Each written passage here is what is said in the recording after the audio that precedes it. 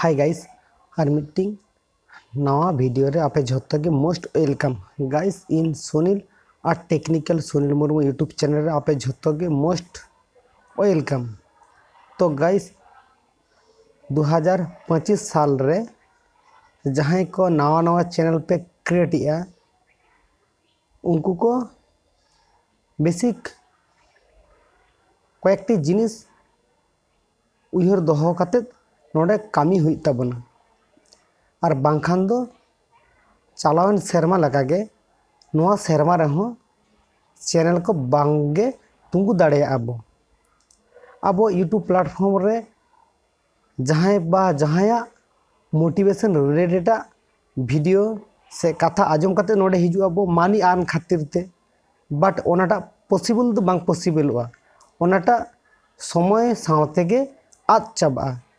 जाते बांग आदोमा ओना खातिर ते तेहना नोआ वीडियो रे जहां को कथा सपड़ाव कदी आपे मन लगाव काते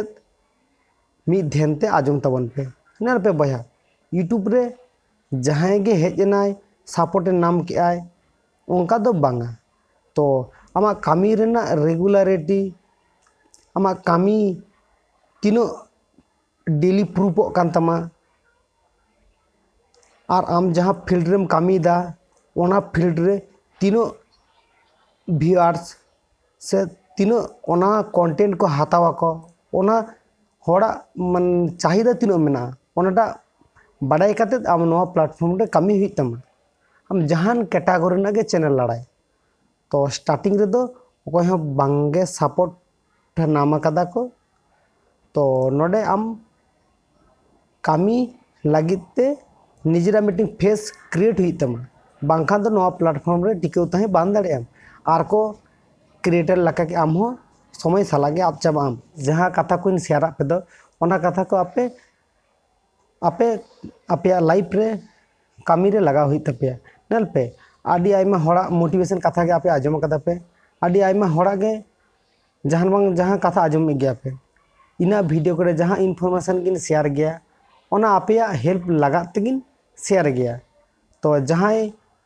ओना को फॉलो गया को नुकु को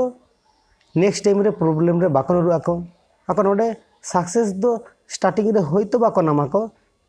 तबे नोडे कामी कामी ते स्टार्टिंग दो मीटिंग टाइम आज तेगे हिजुआ तो आम होयतम भाबीदा इन नोआ प्लेटफॉर्म रे कामी काना नोआ प्लेटफॉर्म रे वीडियो एम संगे से वीडियो एम तोरा गे नोआ प्लेटफॉर्म रे सक्सेस नामा उनका तो बांगा गाइस आम नोआ प्लेटफॉर्म रे कामिया कामी कामी ते आमा निजेरा मीटिंग फेस क्रिएट हुआ इन तायनम हर आम जखन उरुम मेया को उरुम तायनम आम आदो आमा पुइसो से दो बान भाबा ही तमा ऑटोमेटिकली की नोडे आम अर्निंग हिज तमा ऑटोमेटिकली की नोडे आमा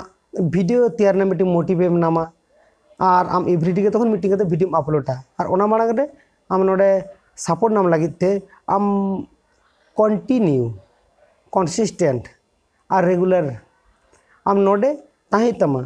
और आम मीटिंग जिनिस उयहर दोहया जे आमा कंटेंट तीनटा एप्रोप्रिएट गया तो ओने बेसिक कयेकटी जिनिस आम उयहर काते नोडे कामी में और ट्रेनिंग रे ओका चला कना ट्रेनिंग रे जहां रिलेटेड के कंटेंट चला कना आम नोआ रिलेटेड के वीडियो आगुई में एबार आम नोडे आमा ओना वीडियो रे आम निजेरा क्रिएटिविटी देखाव में क्रिएटिविटी देखाव काते आम आदो नोआ कंटेंट आड़ा में तापरे ले में जो ना कंटेंट आमा नोआ प्लेटफॉर्म रे चला कना से बांगा आम सपोर्टेम नाम या से बांगा तार इन तायनम इना वीडियो रे हेज के कमेंट हटो कामे बया तो ओने ओना बेसिक कयेकटी टॉपिक आपे जुदी फोकस आपे ताहले आपे नोआ प्लेटफॉर्म रे आडी लगन गे 2025 साल रे लगन गे पे कंटेंट मोनेटाइजेशन दाड़े आपे।